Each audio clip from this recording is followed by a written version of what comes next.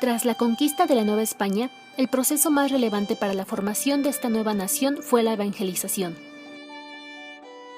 La unión de dos nuevas culturas a través de un cambio radical fue complicada a lograr, por lo que tuvo que modificarse el cristianismo que ayudó a identificar a los indígenas.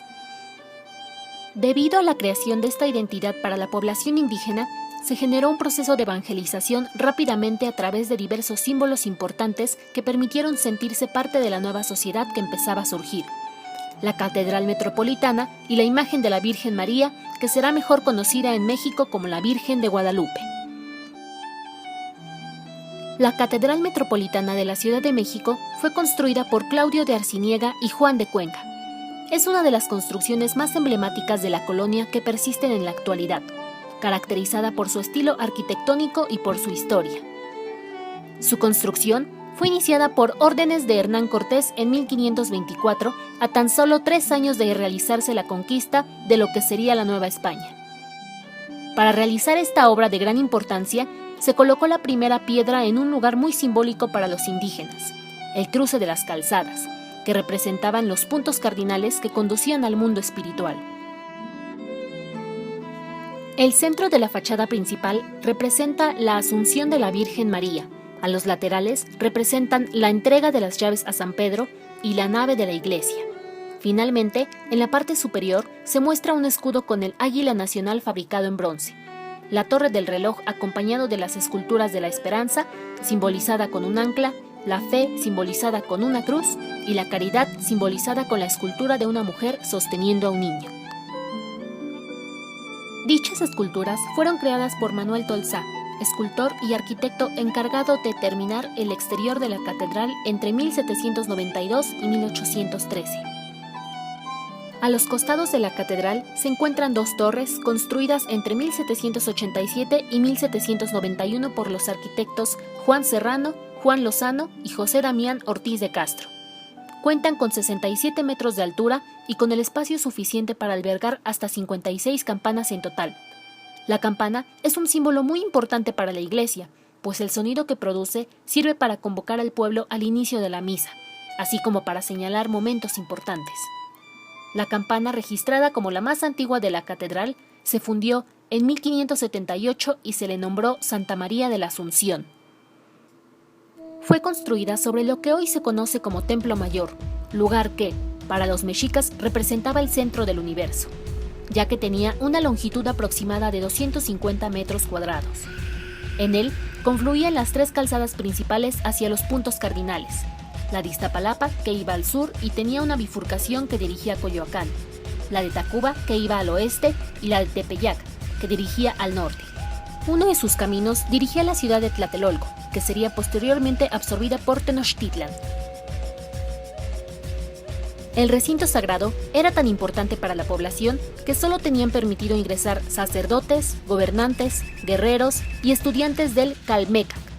Los demás pobladores podían ingresar durante las celebraciones más importantes.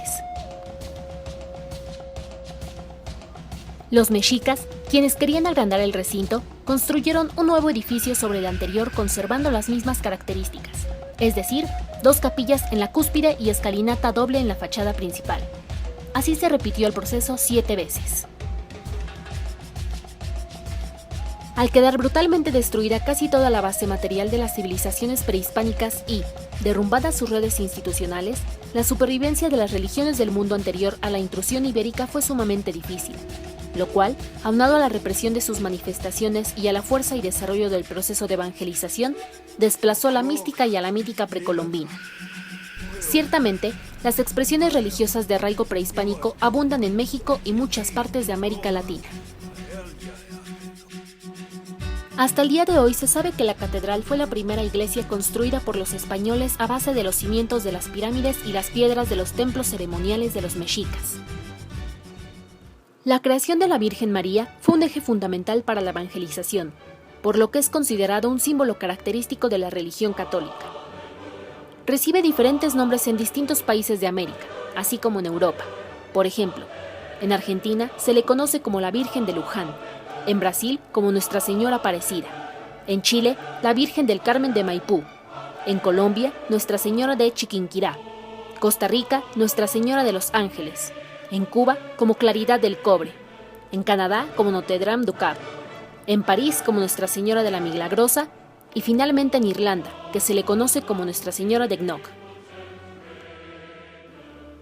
No solo es su nombre el que cambia internacionalmente, sino que la Virgen María ha tenido diversas representaciones en el mundo.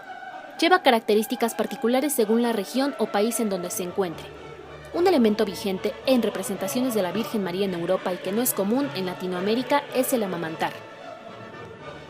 La diferencia radica en el significado del amamantar en Europa. Se considera un acto de amor entre madre e hijo. Por eso, la Virgen es pintada en varias ocasiones de esta manera. Las pinturas sobre la Virgen en donde se encuentra amamantando son principalmente italianas, de la época del Renacimiento. Sin embargo, en España es común poner a la Virgen como una representación del dolor, el sufrimiento, el sacrificio y la oración. Dichos elementos fueron heredados en las vírgenes latinoamericanas tras la conquista. En los cuadros de cualquier Virgen María es común encontrarnos con objetos. Ejemplo de este es el lirio, que simboliza la virginidad y la pureza. También flores como la rosa, que significa la participación mística de la Virgen María en la Santa Trinidad. También pequeños objetos que no se notan a simple vista, como algunos alimentos. La almendra es uno de ellos y significa la gracia divina. Los símbolos más representativos de la Virgen de Guadalupe son su cabello suelto, ya que era un signo de virginidad para los aztecas, las manos unidas, que son señal de oración, la mano izquierda es más oscura que la derecha. Esto simboliza la unión de dos razas. El cinto es símbolo de maternidad. En su manto hay 46 estrellas, que representan la constelación que se vio en México desde su aparición. A su alrededor hay rayos de luz que representan al sol, que significa una deidad azteca. La flor Nahuyoyin es el principal símbolo náhuatl y representa la presencia de Dios. Al último, el ángel simboliza la tierra con manto en el cielo. Aunque se piensa que la emblemática imagen de la Virgen de Guadalupe fue un milagro a Juan Diego, algunos otros coinciden que esta imagen fue pintada por indios de la época, ya que, para la Nueva España era normal colgar imágenes pintadas por estos mismos y que el modelo de la Morenita de Tepeyac fue tomado de la imagen de alguna virgen europea como la Virgen de Guadalupe de Extremadura en España. Podemos apreciar que las raíces de México se basan en las ideas del cristianismo que fueron traídas por nuestros conquistadores, con la finalidad de arraigar esas costumbres y tradiciones en combinación con las antiguas ideas de un pueblo del que solo quedaron cenizas.